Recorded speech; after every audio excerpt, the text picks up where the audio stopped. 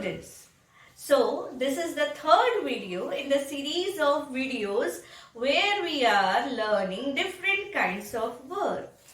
In the first video we saw that verbs are divided into three broad categories: finite verbs, non-finite verbs and verbs of incomplete predication. In the second one, we saw different types of finite verbs.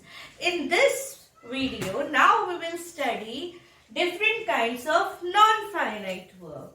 So, before starting, should we revise non-finite verb? Non-finite verbs are the verbs which does not have tense. We are unable to identify the tense of non-finite verb. I gave you example of the word. Now, can we identify the tense of this word? No. We don't know whether it is present continuous, whether it is past continuous, is it? So, when we can't identify, now even the word to play. Can you tell me the word, the action, the time of this action, the word? No, we can't. So, this is actually non-finite verb. Non-finite verb does not have tense and it is not limited by the number of the subject. For example, I am playing, we are playing, people are playing, they are playing, she is playing. Is it changing its form? No. I like to play, we like to play, they like to play, people like to play. Is to play changing according to the subject? No. So, non-finite verbs are like these. They don't change their form according to the subject. They don't change their form with the changes in the tense and we can't identify the tense. So, should we see the three types of non-finite verbs? The first one is infinitive. What is infinitive? Here itself we saw a verb which is preceded by the preposition to. It is preceded by the preposition to. Now, I like to play. I like to play. Or I like to swim. So, what is this?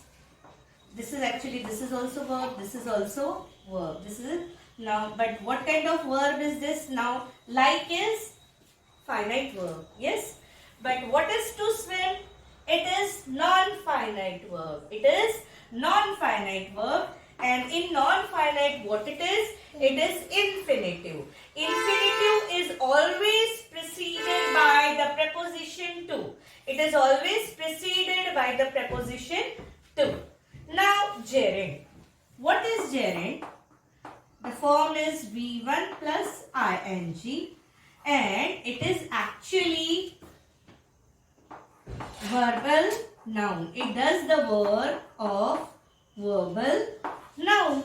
Means it does the function of both a noun as well as a verb. For example, walking. Walking is good for health. Walking is good for health. Walking is good for health. Now, the word here, walking. It is doing the work of noun. It is doing the work of noun. Why? It is the name of some action. Okay? And it is also doing the work of verb. Noun as well as verb. That is known as gerund. And it is easy to identify because V1 plus ing form like this. Okay, walking is good for health. Why we are saying this is gerund? Because it is doing the work of noun. It is the name given to an action as well as it is an action word, and that's why verbal noun. Now, even participle is verbal adjective. It is verbal adjective.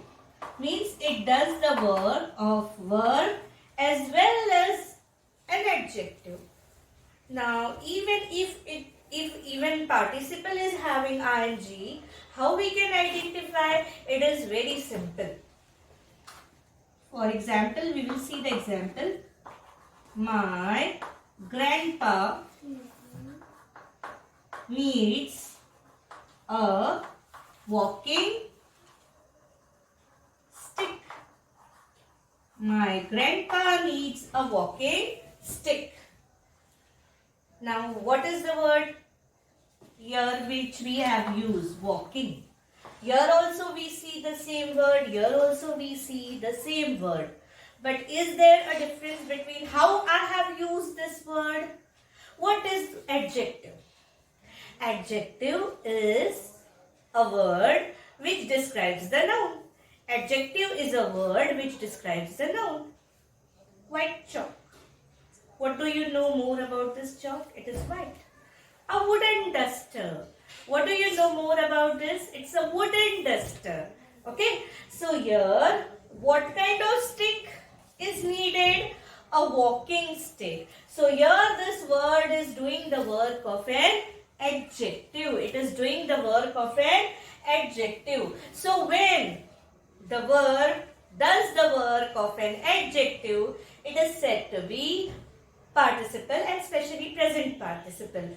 If we see it, we will realize that even infinitive is further divided into many, and even participle is divided into present participle, past participle.